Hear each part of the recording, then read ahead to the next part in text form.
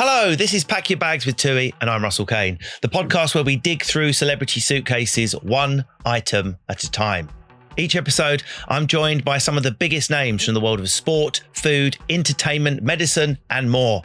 They're going to share their 3 must-pack travel items, from oddball keepsakes to brilliant travel hacks. Each item offers a glimpse into how they view the world, whether they're living the high life in 5-star comfort or surviving on a campsite. Mostly it's the first one, I'm not going to lie. It's not just about unpacking our guests' luggage. Okay, maybe there's going to be a bit of emotional baggage too. We're also sorting out your travel dilemmas. Listeners have sent dilemmas in, and we have a go at solving them with the help of my guest. And to polish it all off, we end with a quick fire round that really puts them in the hot seat. So there's only one thing left to do. Enjoy the episode. Dud, dud, dud, dud, dud. That's a clue of who I'm sat with. There's a bigger clue now. She's just laughed. I'm joined by dancing icon. Oh, wait a minute. That's me. I'm a dancing icon, and I'm joined by TV presenter Oti Mabuse. Woo! Hello, Oti. Welcome to Pack Your Bags. How you doing? Thank you for having me. I'm really good. I'm so happy to be here with you. We've been abroad together. Yeah, we have. Ibiza twice, I think. We party. Yeah. We had a good time for my 30th. And Ibiza Rocks was a bit much, wasn't it? It's scared. You lasted about half an hour and then vanished. Right. Anyway, you're here to chat about your travel experiences. Oti has also brought her 3 must-pack items along to show me. But before we get into that, every episode, I'm going to take a travel dilemma to our guest that's been submitted from our audience. No, you're not. I'm not saying you're a travel expert, but everyone loves your advice, Oti. So are you ready to hear the dilemma? Yes, I am. My family are going away together for the first time. That's my parents, my 2 brothers, their partners and kids, my sister and me. Nightmare. How do we survive the week without falling out? I will fall out with you. Just for inviting me on that vacation, I will fall out with you. I was like, what are you trying to do with me? What do you do? So, because obviously you got 3 sisters, right? Yes. Do you ever all go away together? We did, actually. Every Christmas we go away together. So it's my parents. Sometimes my husband's parents come. My husband, the kids, my sister, I've got 2 sisters. They've got kids. They've got partners, and their partners have family. So it's huge. Ouch. And I'm not a group people person. I'm great one-on-one, but in a group, I just feel quite overwhelmed and overstimulated. So I'm with them. Is that your argument for being the lead dancer in any group? I would love to be in the chorus, but I have to do a solo, otherwise I feel overwhelmed. I know, it's just overstimulating you dancing next to me. No, I just can't handle it. So I'll either take one sister or my sisters or my husband or my child or my niece, but I don't take everyone in at once. So it's finding moments or pockets in the day where you can just calm down, regroup, and then allow your energy to be open for a big group. So try to isolate yourself on purpose now and again. Maybe volunteer to do an errand to the shop. I'll go and pick up the water. It accidentally takes 2 hours. Because I was in Barbados with Lindsay, and she'd be like, I'll pop to the shop, and she'd be gone for about 4 hours and come back drunk on rum, and she's chatted to a local who's doing like jerk chicken on some charcoal at the side of the road. She got a reggae bus back, even though I've been told... Have you ever been on a reggae bus in Barbados? You know the little, as I know you like Barbados, right? I've never been to Barbados. Oh, it's on your list of places you want to go. I want to go. So they have these buses, you just flag them down. It's about $1, and there's reggae playing, and it's all jumping. You just get squeezed and then you just get spat out wherever you want to go. But there's so much fun. See, now I want to go to Barbados. Yeah, that's great. I love Barbados because my husband pronounces Barbados. But where's your husband from again? Romania.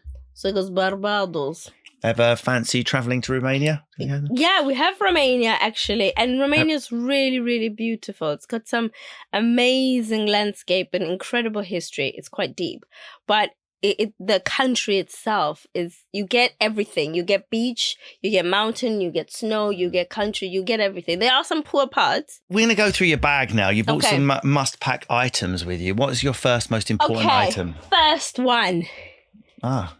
Headphones. These are life for me. I think on the plane, whether it's a short trip or it's a long trip, I think when I'm on a flight, for me, wherever I'm going, just that moment is just time for me to relax and get stuck in a podcast or an audiobook or just watch a movie. But I need the sound of the plane to disappear. So noise cancelling. Noise cancelling. So this for me, I used to wear them on Strictly as well, and they wouldn't be on, but I just would wear them just not to talk to people.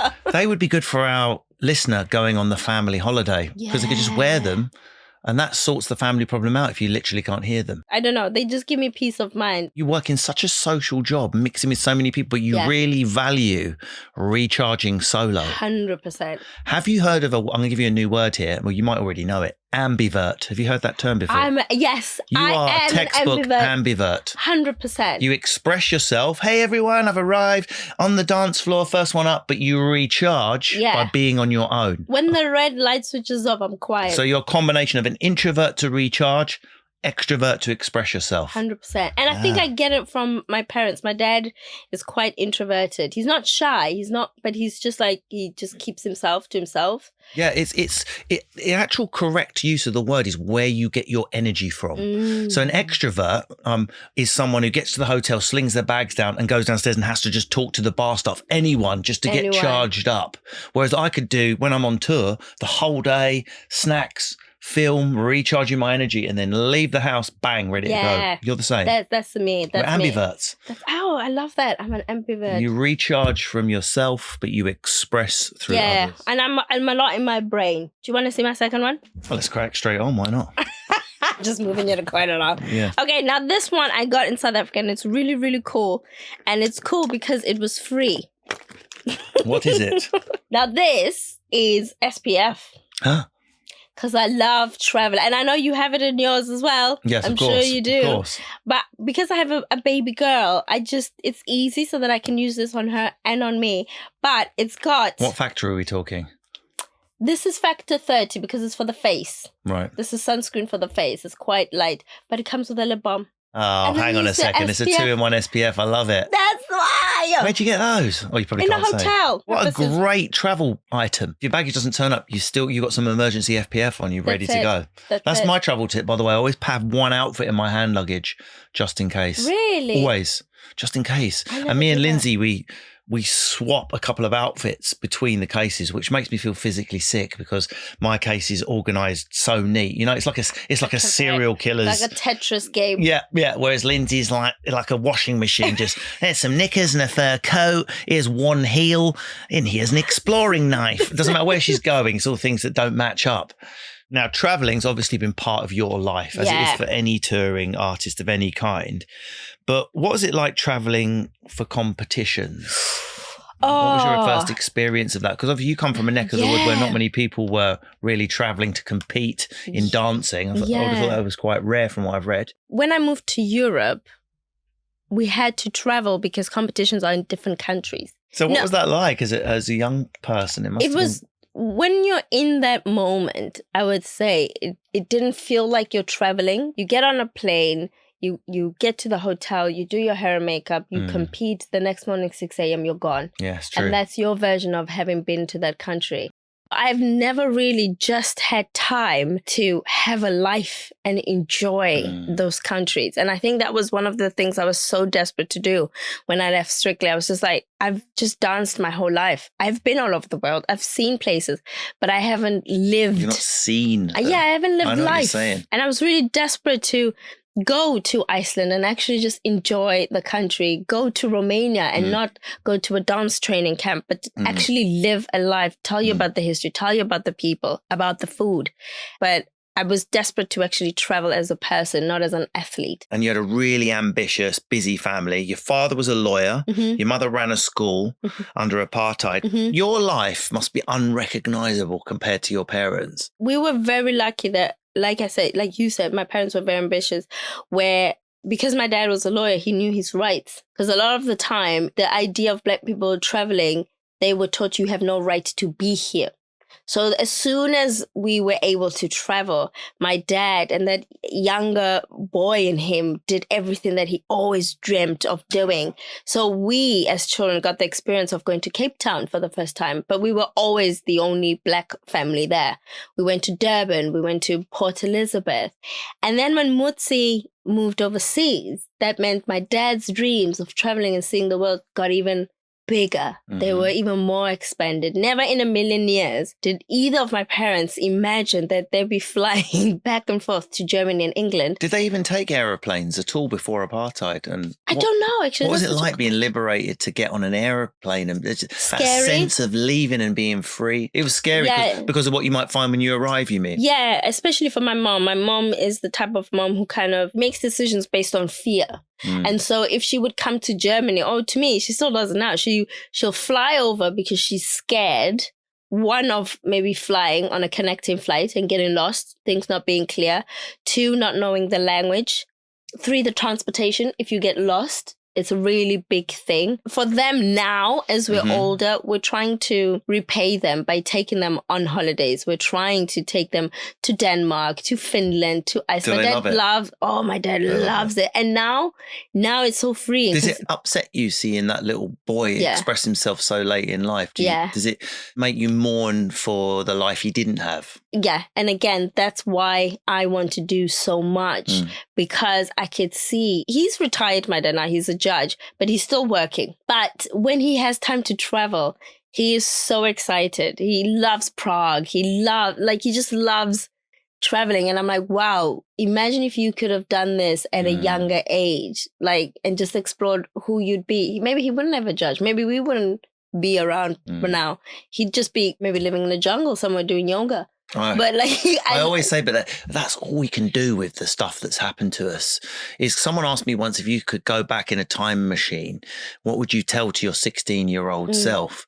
And I said, probably nothing, just in case I changed anything that had happened to me, because we are a product of all the bad and good stuff. So that might mean my daughter doesn't exist. It might mean I wasn't married to Lindsay. It might mean I'm not a comedian. So as heartbreaking as it is to face it, you couldn't really change your dad's history. And the mentality as well that my dad has, because my dad has that mentality of, I wasn't allowed to be in certain places or certain countries, and now I'm going to go there. Where my mom is the opposite, where she goes, we don't belong there. I don't see myself there. So why would I go there? And it's really nice to see them challenge each other. So he brings her out the shell. We have to drag her out of the house. We have to. We'd be like, Mom, I need help. Come help me. And she's like, okay. But once she's there, she loves it. But to get her over herself, that's really, I see that in my mom. I think a lot of people have that attitude to travel. Once they're there, it can feel scary, the idea of it. Once they're there, they enjoy it. But what about you? The idea of going to a country we look at as a travel destination is your origin. So your origin is South Africa. Yes. So it's like when I asked Fred Sirius about going back to France, what's it like? But what's it like for you going back to South Africa on your own terms as an adult? Are you able to enjoy it in a travel, or does it still feel like home? I think that's what I'm asking 100%. And it will always feel like home. I think England is very similar to South Africa, so I'm lucky. It is a different culture, but it's not new. It's not completely foreign. It's not like me moving to Germany. That's completely foreign.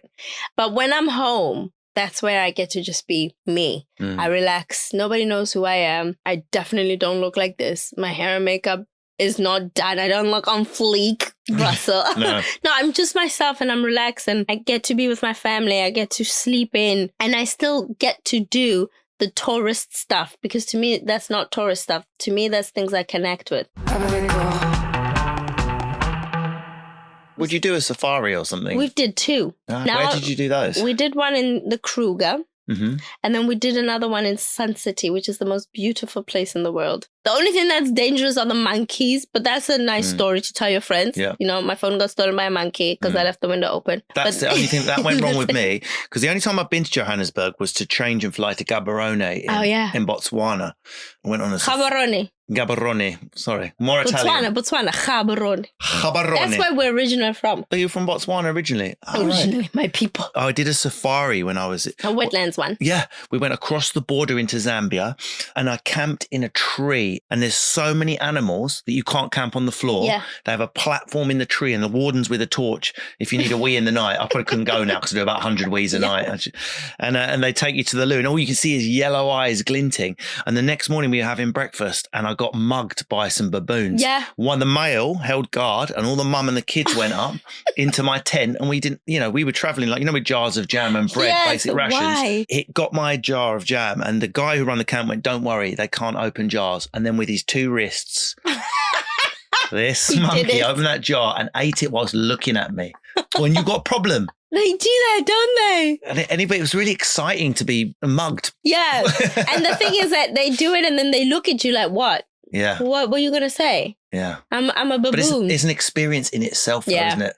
What's your third item? I'm a new mom. I don't know if I've yeah, said that already. Congratulations. Still. Thank Can we you. still say congratulations? Yes, please, until she's 25. So I find when we're going out, I have a thing like you do with cleanliness. Mm-hmm. So I have spoons Right. so that she can eat from. And she's at that age where she throws them on the floor. So I have literal It's a collection of spoons. collection of My spoons. family originates from the East End. They'd be playing those if you got them. I'm on in a pub. Anyway, So I look have at your 4 spoon spoons. collection. Yeah, so spoons are my thing. And I think my bag now, my very nice bag that used to be for me, it's just little things for her. Prep is the key when you're traveling with kids, isn't it? That's it. What destinations have you fallen in love with that you have seen? Spoke about Barbados. Yeah. Barbados comes up so much in this series. People that want to go, people that have been. I mean, my stereotype of Barbados before I went for the first time last year, I went because of this bloody program. And when I went there, it was nothing like what I thought it was going to be. Because the West is your stereotype of Barbados, Yeah. full of rich tourists with faces that don't move and all that lot. But on the South Coast, that's more like what I was looking for. Okay. More real locals on the beach. And I know that's on a list of places you would love to visit. Yes. Only because Rihanna's from there. Yeah. I was like, that's it. Listen, Nothing like that. Me and Lindsay went dancing on our last night because we travel with the in-laws. Yes. Another great travel hack. Yes, Built-in I childcare. learned that one. Guilt-free childcare. I learned that from you. Yeah, thank you. Mom is coming everywhere with That's us it. now. And then if you go out for 24 hours, you feel guilty, but then actually she's with a blood relative, guilt-free. Let's stay out another 24 hours. They love it. They love it. They're like, go, go, go. Everyone's a winner, baby. Anyway, me and Lindsay, we had way too much rum. We were whining and grinding to the reggae at Oistings. And then we sat down about midnight and ordered what's called a fish cutter. It's a massive slab of fresh fish inside a beautiful, freshly baked bread with all these veggies and loads of Bajan hot sauce. And the woman waiting on me, someone else said to her, "Is it true that you're Rihanna's cousin?" And she was. She was Rihanna's cousin. They'd done Christmases together when she was little. So everyone was gathered round. I'm eating a fish cutter off my noggin in Barbados, hanging with Rihanna's cousin. Because the whole island's like a village. So everyone sort of knows each other. Everyone knows everyone. It's just a great place. Anywhere else you've been where you're like, man, people have got to see this place? Iceland for me. Iceland. I spent years in Iceland absolutely hating it because it was cold. I have to be honest. What do you mean when you were there competing? Yes. And then I got accustomed, obviously, to European weather. And now I absolutely love it. First, I think you can always tell the difference about a country when you get to the airport and you talk to the border control and just how they treat you there. I think that for me is just a big sign of my experience in that country. So what happens at the border control? They were really lovely. So that was great experience. Then we went in. The people, generally, when you go to the pubs, they have gin bars, they have tequila bars, they have whiskey bars. And then we went to the spas. It's the spas that got me. So you got there and it's another experience. You walk in, you leave your phone and then you leave your bag and then you get showered in and then you get into a pool, but it looks like a glacier and it's warm. But the weather outside is -10. And is it naturally warm or is it heated by the earth? It's heated by the earth. Oh, no. Can you imagine? Yeah. And you're walking around and it looks like you're in Game of Thrones. It is Everyone's naked with beautiful. massive That's pubic pelt. No, I'm in the mountains. The mountains. Come, my queen. Land. It is time for lovemaking upon the island. No, I'm in the land.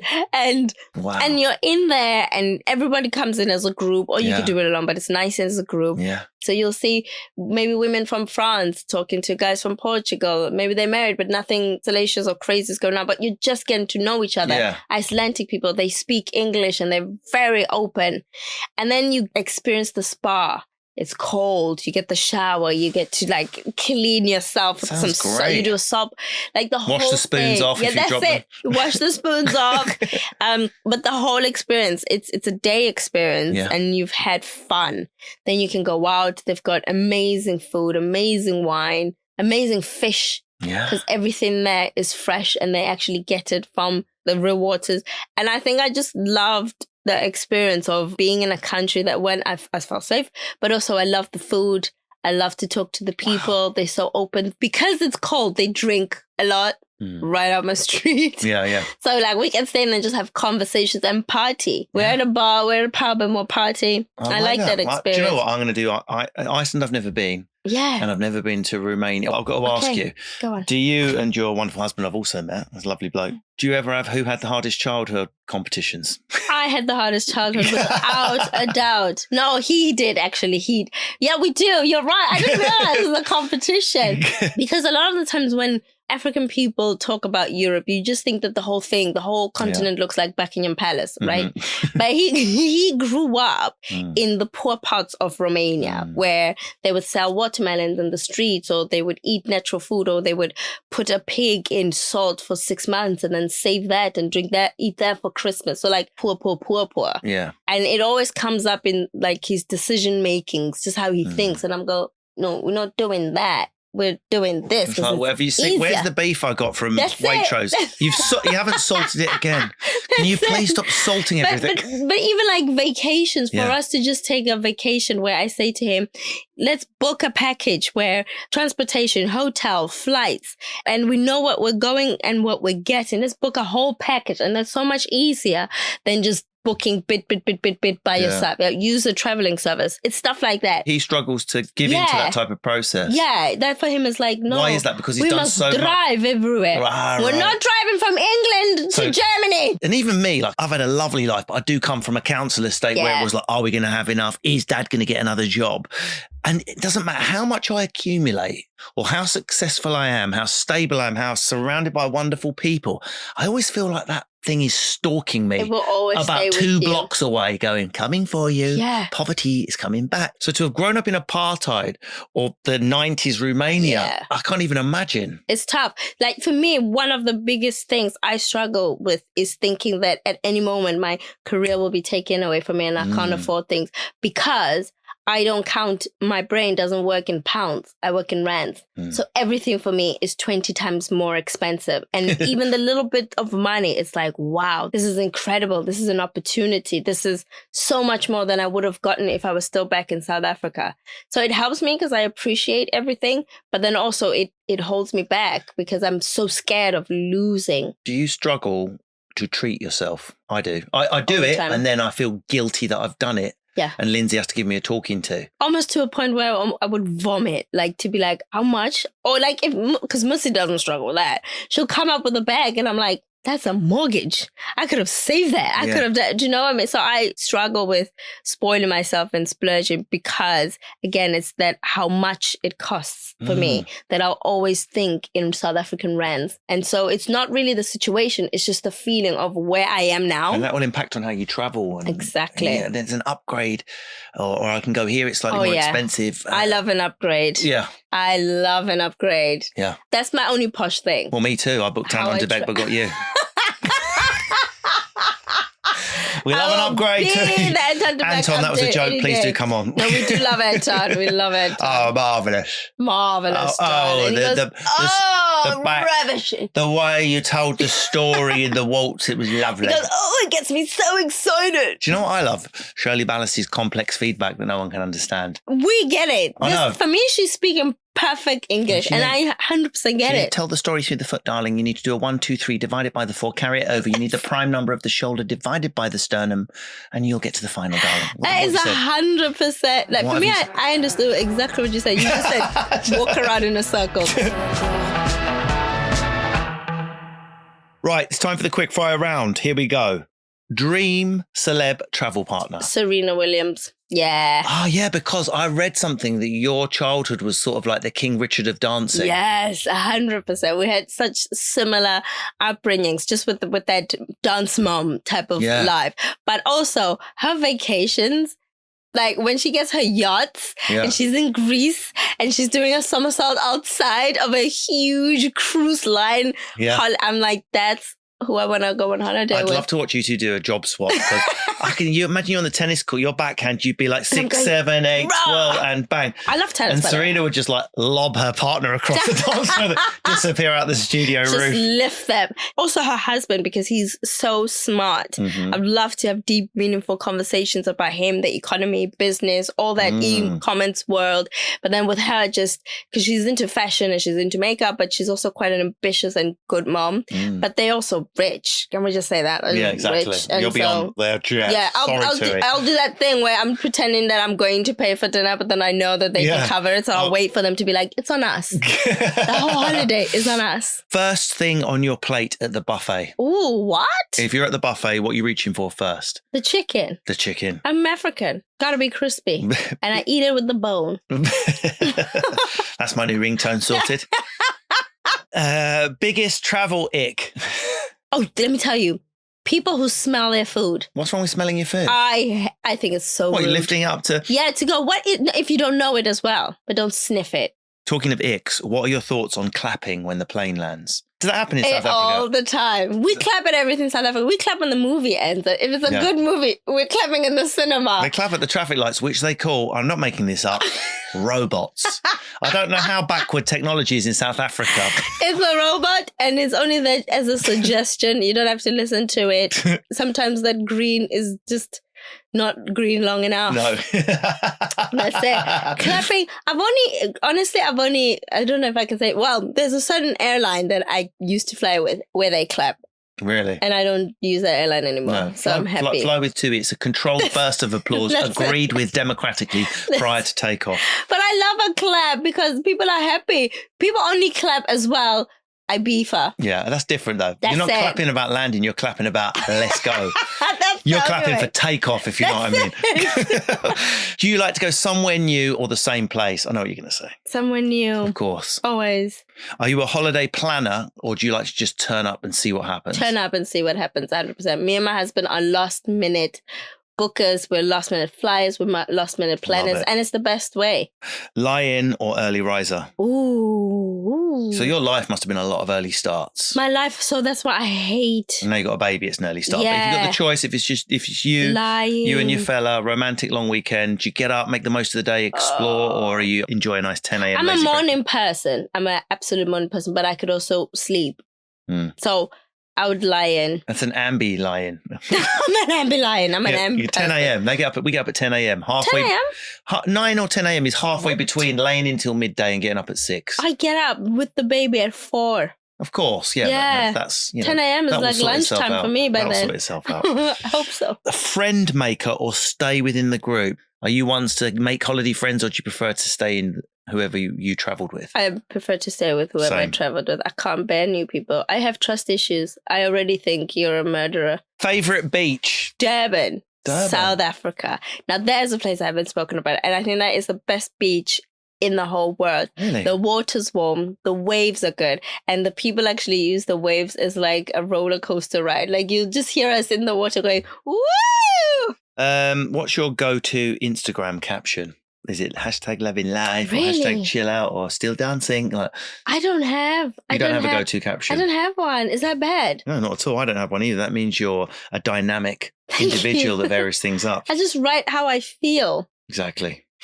Active holiday or fly and flop? Okay, I'll say an active girl. You're active. But I'm not like a hiking girl, but I would love to walk around. Yeah, you'd and go feel to like the you haven't museum. seen the place if you've gone out the resort. Exactly. Kids' holiday essentials. Now, we know about the spoons and the nappies, the obvious stuff. Anything else? Yes, food on the plate. Toys. Toys. We need lots and lots and lots of toys. Snacks. Best destination for dancing? Oh, Puerto Rico and Colombia. What is your best travel memory to date? Right now, our recent holiday in December, and that was my daughter's first Christmas with the entire family. That Where were was you? in South Africa, but we were home in Pretoria. Pretoria is not a touristy place, but I think it was just the idea of Christmas and the whole family coming together for the first time ever and seeing my nieces and nephews open their Christmas presents. What's Christmas like? Is that because for a lot of British people, well, for anyone living in the Northern Hemisphere, it's hard to get your head around being boiling hot on Christmas Day. I did it this year.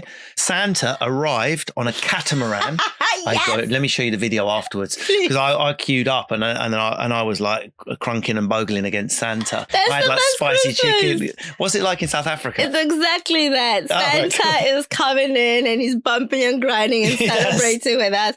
But it's warm. We have breakfast as a family, and then the kids go out to the pool. We play pool games. We play board games. We're outside because you don't want to be inside. We call it a braai. There's a barbecue. You're barbecuing your meat. You have pap. You have loads of salads. The kids get their Christmas presents. We don't do parents or adults. We just do kids. And then again, more food, more parties, more games. And we're just laughing and we're telling stories. It's hot. We're in bikinis or swimsuits. And we're having a good time. I feel like we've been a whole way around the world. Oti, thank you so much. What have you got coming up? Any books, any program, anything to tease us about what are you up to? I'm going on tour all over England. I do. But then also I'm writing a novel, my first dance novel. You what? I know. You can't just chuck that in at the end. Yeah, I am. You asked. Well, yes, I'm writing a novel and that's coming out in September later on this year. How exciting. Can you tell us anything about it? It's a spicy, of course it's dance related. But it's when you very say spicy, I mean, are there people interacting with people they shouldn't be interacting with? No, not that spicy, but it definitely isn't a rehearsal. Is it a love story? It's a love story. It's an absolute love story, a dramatic love story, because you know me. 2 dancers that fall in love? More than 2 dancers that fall in love. More than 2? Multiple dancers, because we're dancers. Oh, right. Sorry, in separate relationships. I got really excited. I was back in the Icelandic sauna. Thank you, Oti. Thanks for joining us for this episode of Pack Your Bags with Tui. If it's your first time listening, we have plenty more episodes for you to dig into with the likes of First Dates, Fred Siriax, The Guardian food critic Grace Dent, or Dr. Zoe Williams from This Morning from season 1. And for those of you who have been with us all series, thanks for joining us on this journey. It's been a blast. Oti, thank you. Thank you very much. We have landed. It's time to disembark. Can we clap now since we've landed? Yeah, we've landed. Well landed. I can't hear you. I've got noise cancelling on.